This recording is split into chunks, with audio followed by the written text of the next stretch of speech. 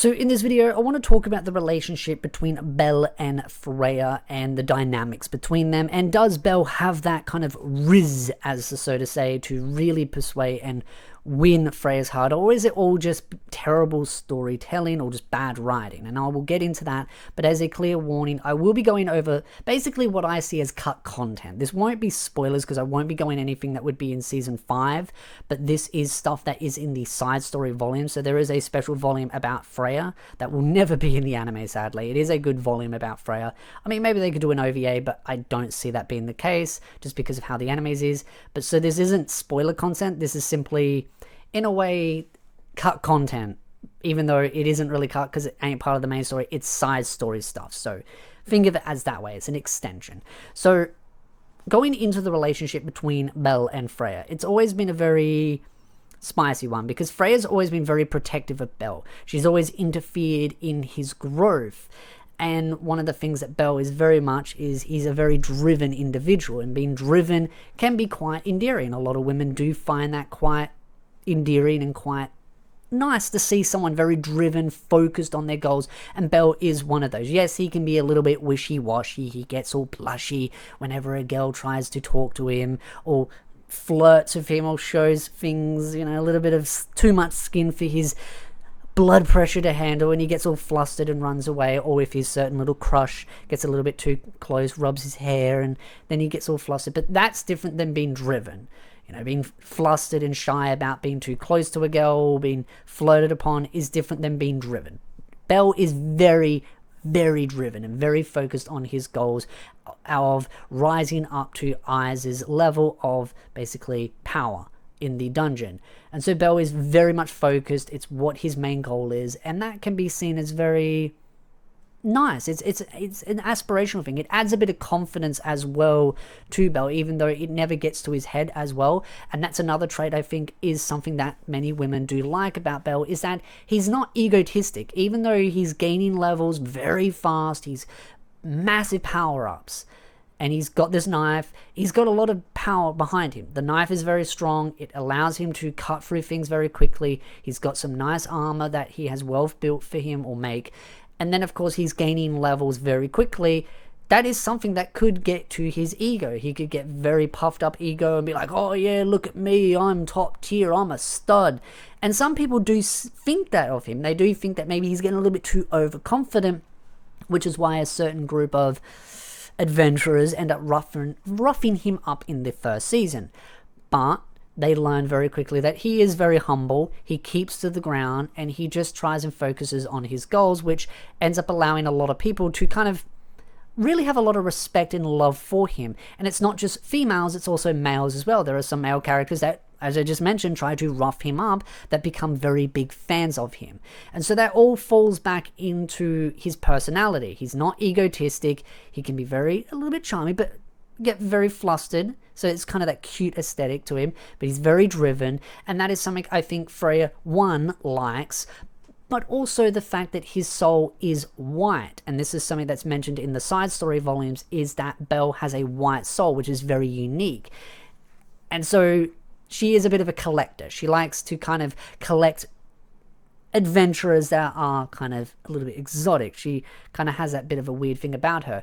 So her being who she is, she gets closer to Belle. She builds a relationship a little bit with Belle in different ways, and some people will understand what I'm meaning, some people won't understand what I'm meaning, but there's this back and forth relationship. And one of the things that really stands out to me is in one of the seasons for DanMachi, when Freya steps in, where Ishtar is trying to steal Belle away from Freya because Ishtar works out that Freya likes Belle and wants to bring him over to her side, ends up consuming him.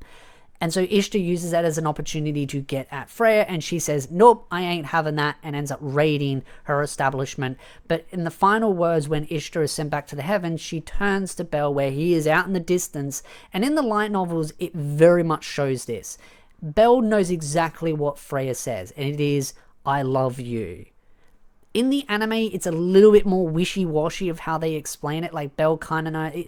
It's not done perfectly, but in the light novels, Belle is very clear on how he sees that. And he has the same mindset with Freya as he does with Hestia. They are goddesses. They are above him. He cannot pursue a relationship with those that are gods or goddesses. He just doesn't see that as something that is appropriate.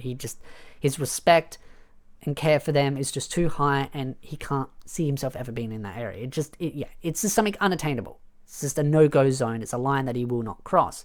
But Freya has that relationship with Belle where it's much of a kind of game of chicken. She gets close to Belle, she learns more about Belle, and especially in that particular part of the season or the series where she goes after Ishtar, Ishtar lets out that Belle cannot be persuaded. Their influence, because Ishtar can also influence adventurers or people, the mortal realm, it doesn't work. Belle is immune to it because of one of his little passive powers.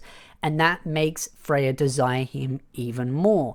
And this is the thing. Freya kind of desires that unattainable component of Belle. He's driven. He's cute. He's not egotistic. He's, a little bit shy and timid, which adds to that kind of thing that some girls do like. But he's also very rare, but he's also uncorruptible. And that's something that Freya really, really desires. That thing of not being able to persuade. So it becomes that sort of piece of a resist. It's something that she just can't have, which makes her want it even more. It's something that actually happens in relationships where cheating happens. It's that kind of temptation kind of thing.